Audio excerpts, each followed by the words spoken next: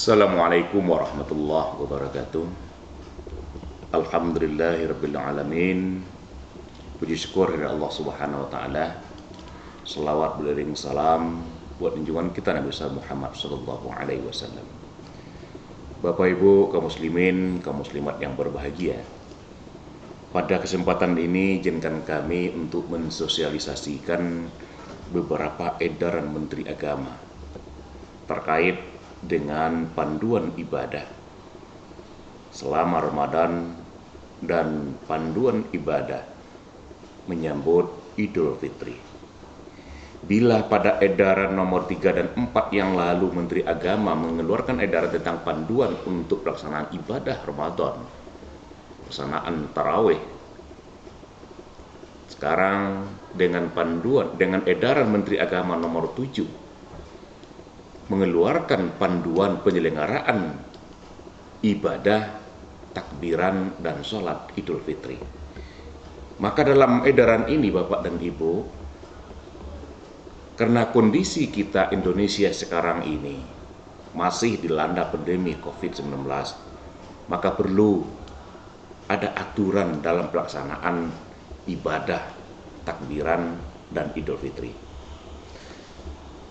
Menteri Agama mengajak kepada kita supaya jangan terjadi penyebaran COVID-19, maka takbiran menyambut Idul Fitri 1442 Hijriah pada dasarnya dapat untuk dilaksanakan dengan catatan terbatas peserta yang hadir 10% dari kapasitas musola atau masjid tempat melaksanakan malam takbiran. Yang kedua, kegiatan takbir keliling diimbau untuk ditiadakan. Kemudian kegiatan takbir melalui virtual dari masjid dan musola dan manapun sangat dianjurkan. Kemudian untuk pelaksanaan sholat Idul Fitri, maka kita harus mengacu kepada zona kondisi daerah setempat. Bila daerah tersebut berada pada zona yang penyebarannya cukup tinggi, merah dan oranye, maka diimbau untuk pelaksanaan sholat Idul Fitrinya dilaksanakan di rumah masing-masing. Artinya tidak di rumah ibadah, tetapi di rumah masing-masing. Apabila daerah penyebaran COVID sedang zona kuning dan zona aman hijau, maka pertama sholat Idul Fitri dapat dilaksanakan di musola, masjid dan lapangan maksimal kapasitas 50% dari kapasitas masjid atau musola yang ada, tetapi tetap dengan mengacu kepada protokol kesehatan. Pertama, tentu diimbau laksanakan sholat Idul Fitri, khotbah Idul Fitri sesuai dengan syarat dan rukun yang ditentukan menurut syariat agama. Yang kedua, jemaah hadir diperbolehkan hanya 50% dari kapasitas tempat pelaksanaan ibadah. Kemudian yang ketiga, jemaah yang akan hadir, yang akan ikut, dicek suhu tubuhnya dengan termogan.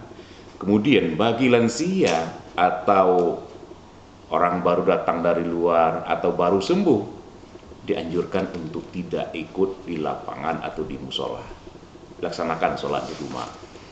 Kemudian seluruh jemaah harus pakai masker, jaga jarak, dan juga dihimbau kepada ustadz, buya, khatib yang akan menyampaikan khotbahnya nanti cukup 20 menit. Kemudian tak kalah pentingnya mimbar tempat khatib menyampaikan khotbahnya harus dibatasi dengan pembatas yang transparan antara khatib dengan jemaah.